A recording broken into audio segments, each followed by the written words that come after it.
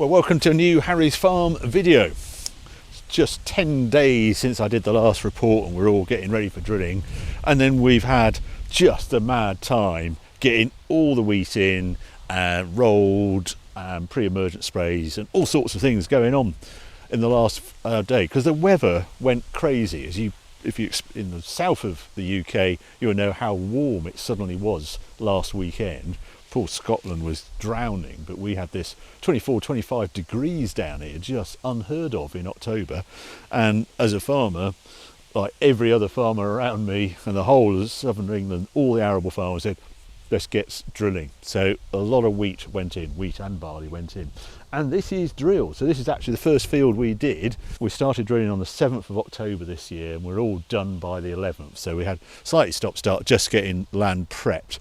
But yeah, this is it. And then I rolled it straight away, and it's had slug pellets on as well, because you're always worried at this time of year with slugs. Apparently it's a bad year because it's been so wet. And my goodness, did it turn wet after we'd finished drilling. We had 37 mil of rain between, well, the night of the 11th and it's finished raining on the 13th, Friday the 13th. Crazy amount of rain. And yeah, I'm looking here, I can instantly tell that the slug pellets are doing a job. That is an X-slug there. I can see another X-slug there. So the slug pellets are definitely worth having this year. They're unfortunately going to be very active because we've had all this moisture. The trick is always whether it's actually growing and whether I can actually find something to grow. So I've got to look for a sort of where drill row. That is a drill row there. Now I wonder if that's a seed. Let's have a look. Yes, there you go. Well, that was easy. The wheat is literally just starting to come up. You can just see those first shoots coming through the ground there. So yeah, pre-emergent's only been on a few days. Yeah, there's another one there. So that is good. We like to see that. Yeah, there's another slug. Look at that one. Yeah, it's a bit of a worry because the slugs, if they're not hit, they will graze once all those young shoots of the wheat come up. We just have to monitor it. You put slug pellets down under a stone. It's as a sort of test, and you lift the stone and just see if there's still live slugs about. But I'm very pleased with this field. You can see the pre-emergent marks. You just see John's been out here with a pre-emergent spray. That's what the wheelings are. But actually this ground that was in my so-called rape crop, failed rape crop, went beautifully. Now what's different this year, we actually had a demonstration of a direct drill, the new disc drills, and I'm very grateful to George Wallace at Farrell, a local machinery dealer, who brought over their latest John Deere disc drill and tractor. And at the other farm we did a demo and we've done a field direct drill. So what I'm going to do now, I'm going to drive up there. While I'm driving up there, you'll watch a few days ago when George arrived with the machine, the demo machine, and he took us around the machine and you'll see how it all works. Well, this is where we're doing the demo of the direct drilling with the new John Deere drill. George is over there, he's just going to give us a talk through. But I've walked in the field. If you swing round, Charlie, this is drilled. This is actually what it looks like when it's done, and you can see a slot here that's been cut through, and I can see one seed there, but basically it's cutting a slot and dropping a seed into it and then pressing the slot down. And this is zero till, as it's termed. We have not touched this field since harvest with glyphosate off the rake and weeds, whatever is growing, and then straight in with a direct drill. Let's go and have a closer look at the drill itself. Thanks for bringing this machine along. No problem. And what's going on here then? This is our 750A drill, John Deere's all-condition drill. There we are. Yeah, it's primarily suited to direct drilling, which you can see we're doing today. Yeah, you can hardly spot it. So can you, no, really? very little mark. So requires very little horsepower, although we're slightly over-equipped with horsepower today. Yeah, this is 4 metre drill, isn't it? And that's... It is, so 4 metres wide. They do a 3, 4 and a 6. So 4 metre pass for covering. Yeah, obviously wings fold down. 2 gangs of legs. They're all independently sprung, but we maintain pressure hydraulically via the tractor's hydraulics. So you can wind in pressure to put it into the ground depending on conditions of the field Exactly, on the so day. depending on how deep we want to go, whether we're direct drilling or whether we're going into cultivated ground, we can vary our pressure. Yeah. We can also vary our depth. So in terms of the leg itself, which is rather unique to John Deere, often imitated with other brands, but Yeah. we've got a 7 degree, a disc cutting at a 7 degree angle, an 18-inch disc, which is this. Yeah. We can then vary our depth Oh, there. on the back here, yeah, so very fine depth adjustment, and because of the width of the depth wheel, we can really maintain an accurate depth and control that across the width of the drill. That's going in deeper than I expected. So that's to right, see. so it's going in quite a way. We're going Yeah. in about 40 millimetres. We're seeding today around 40 millimetres, but we're cutting the 7 degree angle with this disc, and then to the side of the disc, Yeah. we've got a coulter, so the seed's being dropped from the metering unit through this pipe down into the coulter here. Yeah. So the seed's being dropped through, and then following on from the seed, we then have a rubber press wheel, Right. which maintains good seed to soil contact. So we're just pressing that seed into the slot that we've made with the disc. And then behind that, then we've got our closing wheel. So that's then closing the slot that we've made right at the beginning with this disc. Okay. So So where's the seed actually been dropped? Where the just the side here, so you can feel the side of the disc. So it's not absolutely at the bottom of the slot. No, it's not. No, it's not right at the bottom. We're just dropping it in here, so you can just see a little plastic tab there. So Right the there. seed will drop down just here, just in front of this press wheel. Right. And that's it. It all sounds And so that's simple. it. And then we yeah, exactly. Yeah. And then if we want to, we can drop this harrow. Right. If we're going into cultivated conditions, it can just create a more level seed bed, I suppose, and then just help consolidate slightly. But if we're direct drilling, the idea is to minimise disturbance, Yeah. reduce blackgrass. So those wheels are just for transport? So are these they? wheels are constantly on the ground. They are Oh, they for are. transport as well. Right. The link arms on the tractor will maintain a level height throughout. We're just going to be lifting and lowering this gang Right. of coulters from the cab. And you say low power needed for relatively, so a 4 metre system like this is 4 metre, typically 150 horsepower would be ample.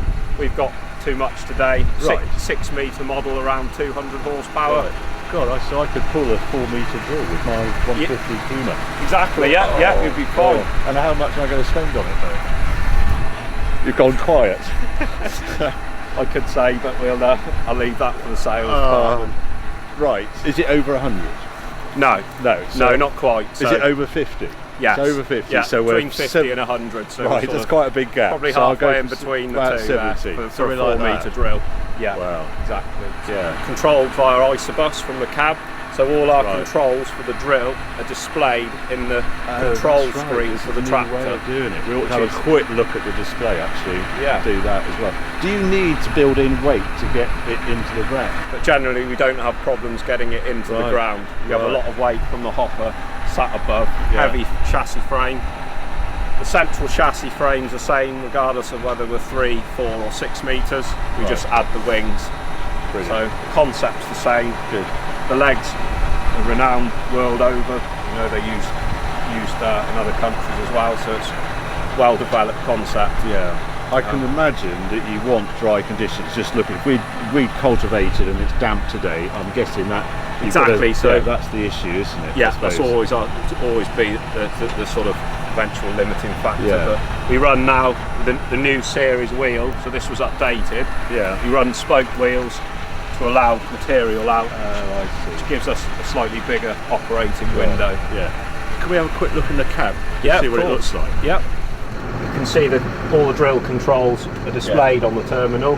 So we can see our target rate at the minute, 170 kilos. Yeah. So that's the spanner. We can calibrate from this display as well. So all the Right. calibrations are done in here. It obviously displays our forward speed, our tram line sequence for when we're tram lining, the area covered, our fan speed, and the RPM of the seeding motor. Right. Yeah, and then we're using John Deere guidance for the Generation 4 display. I don't really want to hold you up because I'd really quite like you finished drilling today. We'll get it, yeah, we're going to get John back on it. And look at this, you've got leather wrap steering wheel. So yeah, Charlie, look at that, you get a leather steering wheel on a John Deere. Reverse fan. So yeah, reverse the fan blades as well. Low straw material, that was a cool impact. Sunroof. Yeah, sunroof optional, Apple CarPlay. Do the option of a leather vented seat as well. Command Pro joystick. Oh, here. Oh, no, it must phone holder. Yeah, good. Yeah.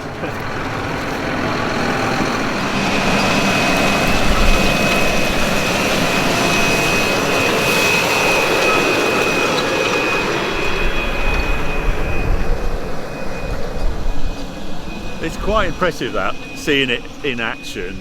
And today, well, it was bright. It's supposed to forecast to be bright, and it's sort of misty and a little bit of drizzle in the air, so it's a little tacky, but it does seem to be coping absolutely fine. And then you leave this, I suppose you'd roll it, but you hardly need to, looking at it. It's the lack of diesel, the lack of cost, the multiple cultivations, and how it can just go straight into trash with our chopped straw. If we're going to chop the straw and try and incorporate it, we are battling with the amount of straw we've got. We could sell off the straw, but I don't want to lose all that P&K and things.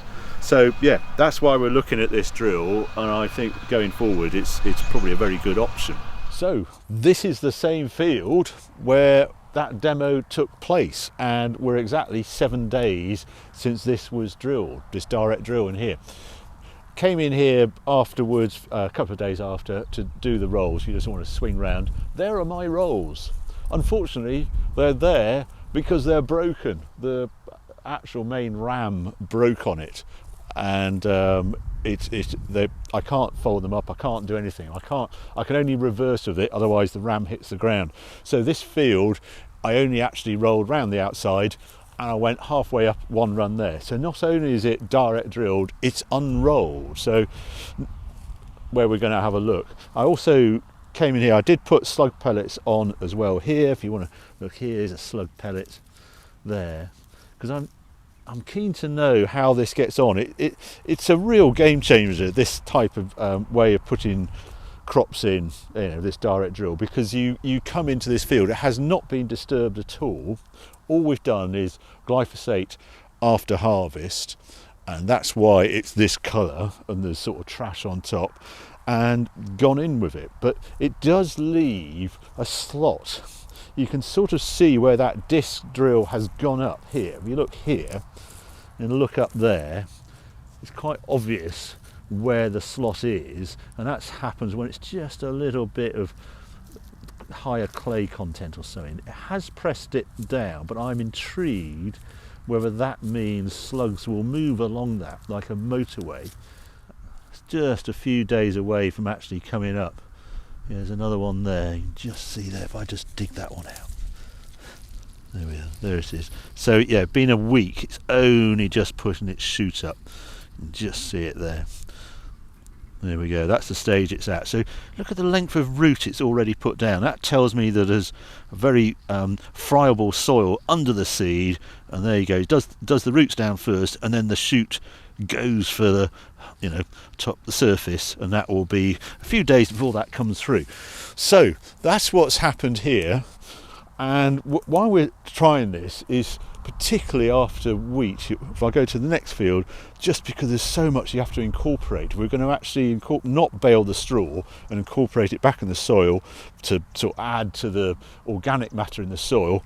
Then this disc drill might be the way to do it. Anyway, let's go over to the other field and I'll show you how it looks, where we've put the claydon through all the straw. When we had the demo drill here, we actually managed to get 2 fields drilled with it, so this field is also done. But what's going to be interesting in here is we had to basically run the seed out of the drill because it's then going off to another farm, and we didn't quite have enough to finish the field. So what I'm walking on now is actually where the claydon drill came in, so we've actually got the 2 drills side by side in the same field. So it'd be interesting here, if you look down that way, sort of how this will compare to that direct drilled over there, that disc drill, and this one with the claydon drill. normally see it side by side like that as well. Another thing, just in here, when we came in with a pre-emergent spray, this pre-emergent spray is a herbicide we put on after we all drilled and rolled it. And the idea is it stays on the cap of the soil and zaps weeds as they come through, is the easiest way to explain it. But there were already a sort of few weeds growing, things like this, when we came in to put the pre-em. So we put a sniff of glyphosate in again as a contact herbicide to take those out.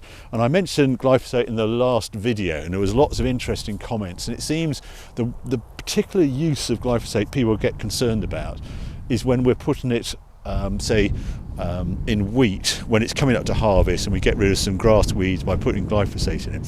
I think what you ought to consider on that one is there's several other desiccants that farmers use as well as glyphosate, and the thing you've got to consider is whether it's a naked grain or a covered grain. And what do I mean by a naked grain? Well, barley is a naked grain because if you look in an ear of barley, that's the grain you're staring at. With wheat, you've actually got a husk around it, and the wheat grain is covered. So when you're actually spraying wheat with glyphosate, it's not hitting the seed, it's in a wrapper, the husk. Think of it like sweet wrappers. That's what a wheat is hiding in. The combine comes along and takes the sweet wrappers off, so you get the naked grain going into the grain tank. So just be aware that crops aren't all the same. Quite a lot of them in pods, etc., and they're inert. They're not going to take in Roundup. They're finished. They're completely inert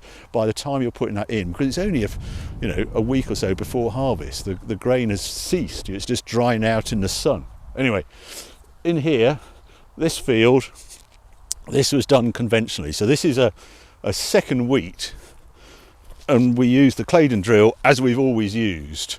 And this looks completely different to those disc fields. This is what all the wheat looks like, basically, because we've stirred the soil up. It's a one-pass machine, and it stirs the soil so we can get good soil contact with the seed, but we've also incorporated the straw into the soil. I did that initial one with the discs, that broke it up, and then over the winter this will incorporate, worms will do their job, and it has a completely different feel. But we're getting challenged with the amount of straw. The more wheat you grow, it's a better, healthier plant, you end up with more straw, and it's how to incorporate it. And the new way is this direct drill, where you can cut straight through it, and it will also cut through those cover crops and legume mixes and that sort of thing. So we go to this sort of different way of farming and leaving land in these environmental schemes and then put a wheat in. Well, maybe the direct drill was the way to do that. And the other thing to say, now we've drilled, pre-em is on, we've basically done everything to this wheat crop, and we can close the gate in theory until we come back in probably beginning of March with a fertiliser, first application of nitrogen fertiliser. That's sort of what you hope. I'll be monitoring in the meantime every few days for slugs. That's the one thing I might have to do, is another application of slugs if they prove to be really active. We don't know that one. So there you go, there's a catch up on Harry's farm, what's been going on. A manic 10 days and then this great dump of rain. So we're just waiting for everything to reappear and it'll all be good. So I hope you enjoyed this video. If you did, keep watching, keep subscribing, more videos coming along very soon. Yeah.